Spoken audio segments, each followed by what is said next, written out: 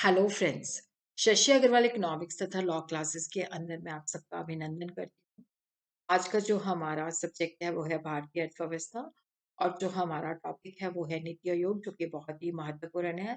भारतीय अर्थव्यवस्था स्टूडेंट्स के लिए तो है ही है, साथ में जो बच्चे कॉम्पिटिटिव एग्जाम की तैयारी करते हैं तो वहाँ पे भी ये टॉपिक काफी इम्पोर्टेंट है।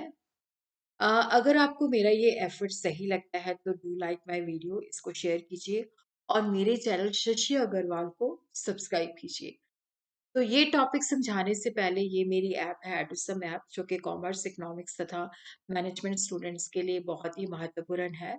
इसको आप गूगल प्ले स्टोर से डाउनलोड कर सकते हो। इसका link I will be sharing in the description box. काफी सारा free study material commerce, economics and management students के लिए है और काफी सारे फ्री एमसीक्यू टेस्ट अवेलेबल हैं। उसी तरह इंडियन इकोनॉमी का भी जो टॉप मतलब कोर्स है वो यहाँ पे स्ट्रक्चर वे के अंदर अवेलेबल है, वो भी उसका लिंक भी I will be sharing in the description box.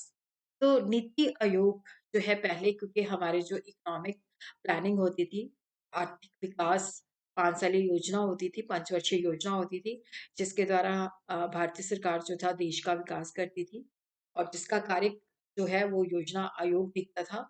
तो योजना आयोग की जगह पे नीति आयोग को प्रतिस्थापित किया गया है।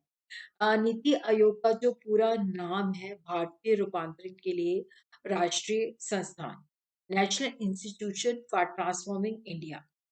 तो ये जो आयोग है, जो नीति आयोग सेटअप किया गया है, इसके अंदर क्या है कि जैसे केंद्रीय सरकार है, राज्य सरकार है, जो वो योजना बनाती है, जो नीति निर्माण करती है, उसके अंदर जो अलग अलग मुद्दे होते हैं, वहां पे जो नीति आयोग है वो तकनीकी सलाह देगा।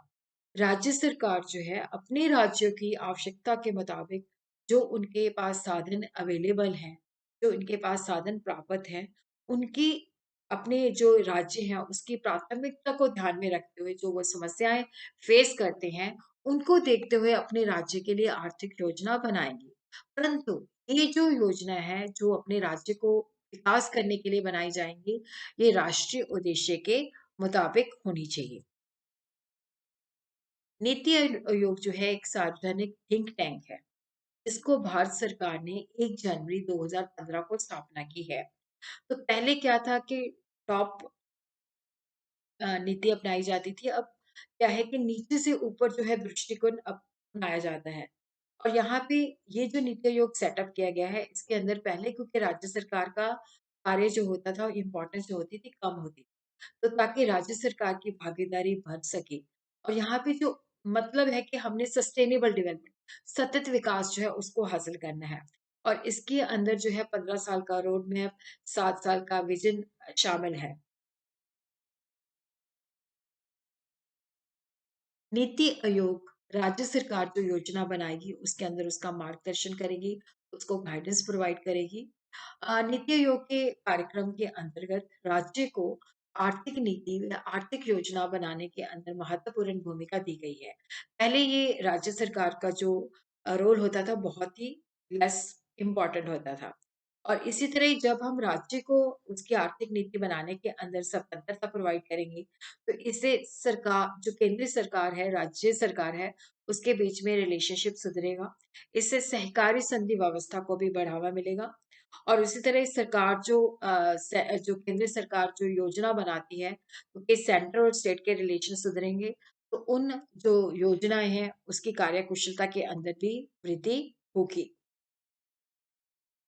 योजना आयोग की स्थापना 1950 में की गई थी। 66 वर्ष बीत जाने पर भारत जो है एक विकसित देश ना होकर विश्व के अंदर तीव्र गति से विकसित होने वाली अर्थव्यवस्था के रूप में उभरा है। अब भारतीय मुख्य शासक जो है इन संस्थाओं के कार्यक्रम में कुछ परिवर्तन में सुधार लाना जरूरी हो गया था, क्योंकि अब जो आर्थिक योजनाएं बनती थी उसके अंदर विकेंद्रीकरण की बहुत ज्यादा आवश्यकता थी, क्योंकि हर एक राज्य जो है अपनी प्राथमिकता को, अपने साधनों को देखते हुए, अपनी समस्या को देखते हुए अपने राज्य के लिए योजना बनाए। और सभी राज्य चाहते थे कि हम अपने राज्य के लिए जो योजना बनाते हैं उसमें हमें स्वतंत्रता ज्यादा से ज्यादा दी जाए। तो भारत सरकार ने भी बदलती स्थितियों को ध्यान में रखते हुए नीति आयोग योजना आयोग को एक ऐसी मतलब, क्योंकि पहले योजना आयोग था तो उसकी जगह पे नीति आयोग को जो है एस्टेब्लिश किया है। नीति आयोग की मुख्य विकास परियोजना जैसे make in India, digital India, स्वच्छ भारत अभियान आदि की भी निगरानी करेगा। और उसी तरह जो अंतर क्षेत्रीय, अंतर विभागीय विवाद होते हैं, उसको भी निपटाने की कोशिश करेगा। और ऐसा वर्ग जिसको आर्थिक विकास से ज़्यादा लाभ नहीं मिला है, उसके हितों की सुरक्षा की ओर भी विशेष ध्यान देगा। तो अब हम देखते हैं कि जो नीति आयोग है, इसके उद्देश्य क्या है, इसके कार्य क्या है? तो यहाँ पे नीति आयोग का जो उद्देश्य है कि जो राज्य हैं, वो राष्ट्रीय विकास संबंधी प्राथमिकता को निर्धारित करने के अंदर सक्रिय भागीदारी होनी चाहिए ताकि वो एक्टिव रोल प्ले कर सकें और वो अपने राज्यों को किस तरह से विकास कर सकते हैं, उसके लिए किस तरह से रणनीतियां बना सकते हैं। राज्य अगर राज्य विकास करते हैं तो देश का विकास पॉसिबल है। इस तथ्य को मद्देनजर रखते हुए राज्यों को नियमित तौर पर नियोजित प्रक्रिया के अंदर शामिल करना, विकेंद्रीकृत करना, सहकारी संघवाद स्थापित करने की कोशिश करना है। ग्रामीण स्तर पर योजना निर्माण हेतु व्यवस्था विकसित करना कि किस तरह से हम अपना जो ग्रामीण क्षेत्र है उसको विकसित कर सकते हैं और ये सुनिश्चित करना कि जब हम आर्थिक नीतियां बनाते हैं तो उस वक्त सबसे महत्वपूर्ण क्या है, राष्ट्रीय सुरक्षा। समाज में ऐसे वर्ग हैं जो आर्थिक तरक्की से प्राप्त अ, ज्यादा मात्रा में उनको फायदा नहीं हुए, तो उनके हित की ओर ज्यादा ध्यान देना, दीर्घकालीन व रणनीतियां व कार्यक्रम बनाना और इनको लगातार जो है इसकी निगरानी करना। नीति निर्माण के अंदर जो विभिन्न हितधारक होते हैं, स्टेक होल्डर्स होते हैं, राष्ट्रीय व अंतर्राष्ट्रीय स्तर पर विशेषज्ञ अनुसंधान व नवाचार क्रियाओं में व्यक्तियों का संलग्न, शिक्षा संस्थान में जो कार्यरत बुद्धिजीवी होते हैं, उसको भी जो हम देश के लिए योजना बनाते हैं, उसके अंदर उसकी भागीदार को बढ़ावा देना। अंतर क्षेत्रीय, अंतर विभागीय विवादों को जल्दी से जल्दी निपटाने की कोशिश करना, ताकि राष्ट्रीय क्षेत्र स्तर पर विकास की कार्यक्रम में कोई रुकावट ना। और उसी तरह ये सुशासन तथा सर्वोत्तम प्रथाओं के प्रचलन के लिए आधुनिक संसाधन एवं अनुसंधान केंद्र स्थापित करना। मतलब ये ऐसी प्रैक्टिसेस स्थापित करना जिसके अंदर क्या है कि जो सरकार के रूल्स एंड रेगुलेशंस होते हैं उसको फॉलो करें और उसी तरह जो उद्योग है उसको विकसित करें, उसकी क्षमता निर्माण पर विशेष ध्यान देना, ताकि जब हम विकास का कार्य करते हैं तो उसको जब हम क्रिया वहन करते हैं, एग्जीक्यूट करते हैं तो उसके अंदर कोई रुकावट नहीं आनी चाहिए।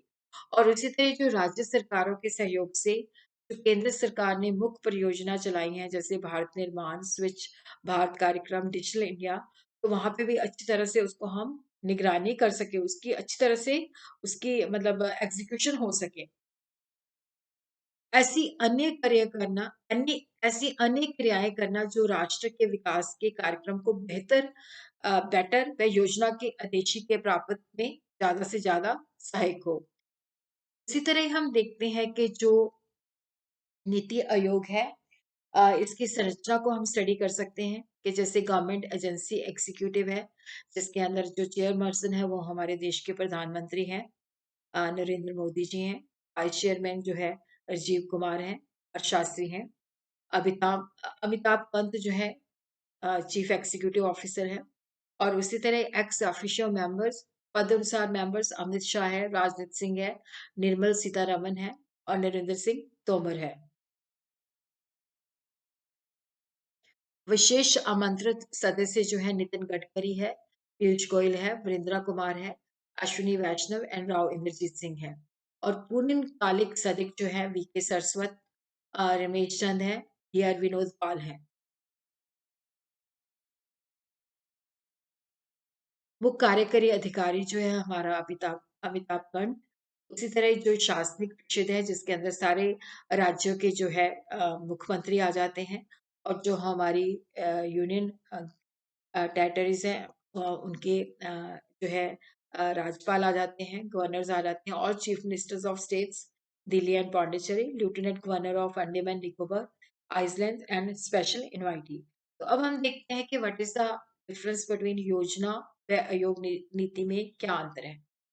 तो जो नीति आयोग है एक सलाहकारी संस्था है जो कि केंद्र सरकार, राज्य सरकार को अलग-अलग मुद्दों पर तकनीकी सलाह देगा। लेकिन इसके पास जो केंद्रीय सरकार व राज्य सरकारों के पास साधन बाँटने की शक्ति नहीं है, वो शक्ति जो है वित्त मंत्रालय के पास है।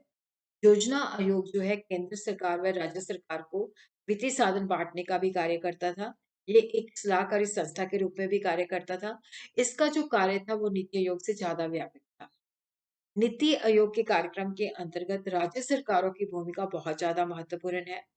राज्य सरकार जो है अपने राज्य के संबंधी खुद योजना बनाएगी, लेकिन वो हमारे देश की योजनाओं के साथ मैच होनी चाहिए। योजना आयोग के कार्यक्रम के अंतर्गत राज्य सरकारों की भूमिका कम महत्वपूर्ण थी। उन्हें अपनी राज्य संबंधी योजना की अंतिम रूप देने से पहले योजना आयोग से परमिशन लेनी पड़ती थी, स्वीकृति लेनी पड़ती थी। नीति आयोग में पूर्णकालिक सदस्यों की संख्या 4 है, जो कि योजना आयोग की तुलना में कम है। योजना आयोग के अंदर ये 8 जो कि नीति आयोग से ज़्यादा है। नीति आयोग में क्या है कि अंशकालीन सदस्य भी हो सकते हैं। ये ज़्यादातर जो प्रसिद्ध विश्वविद्यालय, विख्यात विश्वविद्यालय हैं, अनुष्ठान साधन संस्थान हैं, वहाँ से चुने जाते हैं। लेकिन योजना आयोग के अंदर ऐसा कोई भी प्रावधान नहीं था। नीति आयोग के सचिव सदस्य को मुख्य कार्यकारी अधिकारी के नाम से जाना जाता है और इसको प्रधानमंत्री के द्वारा नियुक्त किया जाता है। लेकिन योजना आयोग के सदस्य की नियुक्ति सामान्य प्रक्रिया द्वारा की जाती है। इसका मतलब है कि जिस तरह सरकारी विभागों के अंदर नियुक्ति की जाती है, उसी तरह योजना आयोग के सचिव की नियुक्ति की जाती है।